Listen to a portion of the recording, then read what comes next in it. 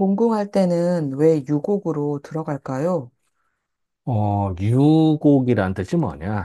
이게, 유곡이요. 이게 그윽할 유자, 어두울 유자입니다. 우리가 혹시 그 유부전, 명부전, 이런 얘기 들어보셨나요? 그러니까 사람이 저승세계를 그렇게 얘기합니다. 어둠의 세계. 그래서 유명을 달리했다. 이런 것들, 어두울 유자.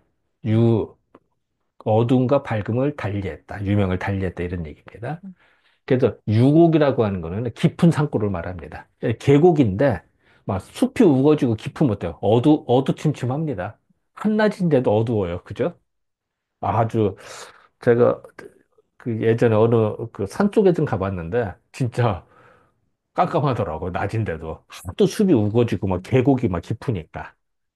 그래서 야 정말 예전에 이런 걸 의미했나 보다 이런 생각이 들었는데 어떤 밀림 지역을 간 적이 있었습니다.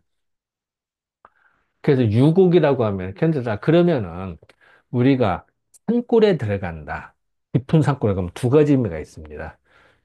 사람이 휴식을 취하고 쉬려고 진짜 들어가는 거, 뭐 관광 내자면 휴식을 취하려고 하는 방법이 있고 또 하나 진짜 싫어서 이 인간 생활이 싫어서 가는 방법이 있습니다.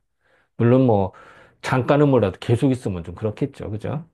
그 사람이 살기는 편한 동네는 아닙니다. 깊은 산골에.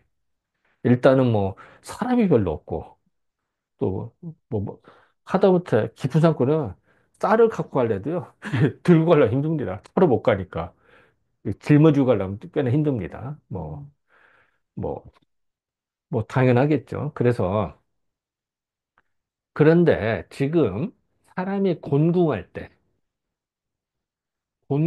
때 깊은 산골 유곡으로 들어간다는 얘기는 뭐냐면요. 사람이 곤궁하니까 사람 만나게 되면 본인도 자신감도 없고 사람 만날 자신도 없고 유곡에 들어가면 더 깊어.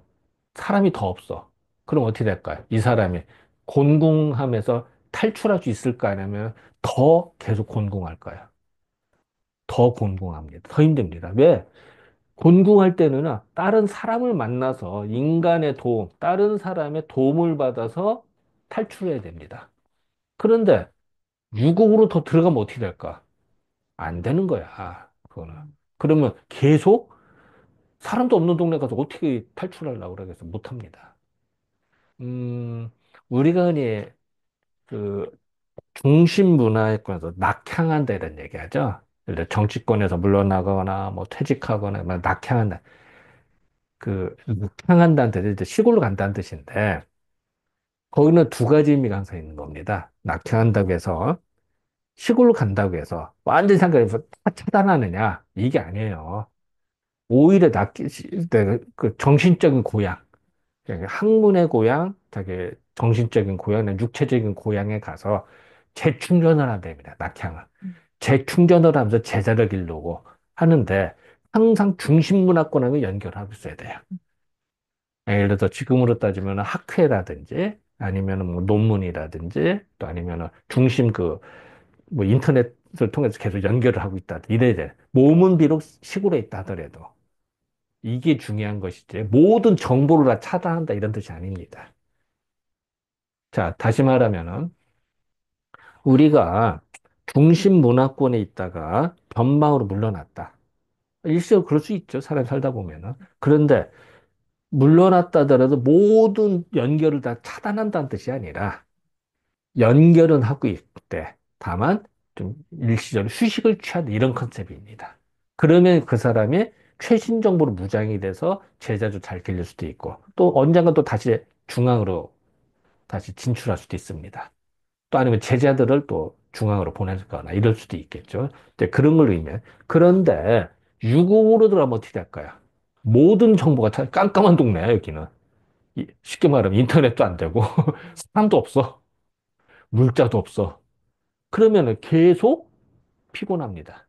그래서 주역에는 유곡에 들어갔는데 3년이 지나도 사람을 못 보더랴. 그 정도로 깜깜한 동네더라. 그러면 무슨 의미가 있을까요? 계속 헤매는 거야.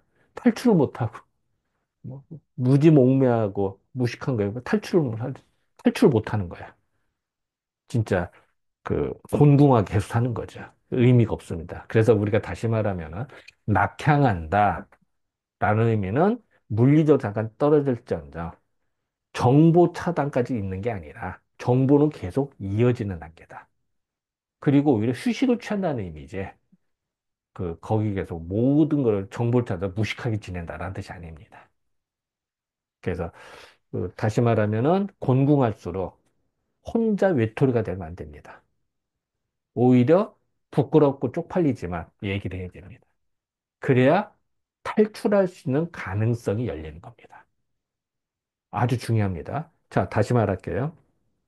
우리가 살다 보면 어려운 때가 생깁니다. 쪽팔려요. 진짜 내 자존심 다, 이럴 때 보통은 어떻게 하죠? 말 안 합니다. 그리고 그게 유곡으로 들어가는 겁니다. 말을 안 하니. 아, 진짜로 주역이 나왔다. 진짜로 깊은 산골에 이런 뜻이 아니라 자기 자신을 정보를 차단하는 겁니다. 스스로 얘기를 안 해. 그럼 어떻게 될까요? 주면 몰라. 그럼 스스로 깊은 산골에 들어가는 건 같습니다. 그러면은 그 사람을 도와줄 수 있는 사람도 없고 알려주지도 못합니다. 그래서 우리 흔히 그런 얘기하죠. 내가 어디 아프다. 아프면은 아픈 거를 자랑하라고 그랬어. 그 자꾸 떠들으라는 얘기야. 쪽팔리지. 근데 그러다 보고 어디선가 아 이게 좋다더라 저기더라 해결 안 해. 저 어떤 한의사가 좋다더라. 한번 찾아가. 이런 정보를 얻어서 해결할 수 있는 방법이 생기는 겁니다. 그래서 옛날 말로 고민거리가 있거나 아프거나 이러면은 자랑하라고 그랬어요. 잘 돼서 자랑이 아니라 자꾸 이제 상담을 하라는 얘기죠. 이해가 되시겠죠? 그래서 이게 아주 중요합니다. 다시 말할게요. 정리해서. 우리가 힘들고 살다 보면 어렵고 힘들 때가 생깁니다. 되게 쪽팔린 겁니다. 그리고 말하기 힘들어요. 그럴 때 그거를 감추지 말고 오히려 스승님한테, 친구한테, 옆집한테 이야기들 물론 뭐 구분은 해야겠죠. 어쨌든 그런 걸 다 얘기를 해서 그걸 자꾸 자기 걸로 수렴하는. 그래서 곤궁하면서 탈출할 수 있는 기회를 삼아야 된다. 그거를 주역에서 알려주거든. 그래서 공궁한 사람 유곡으로 들어가지 말아라. 유곡으로 들어가면 3년 동안 사람도 못 보더라. 조심해라. 라고 경계를 주는 겁니다. 네, 감사합니다. 감사합니다. 네.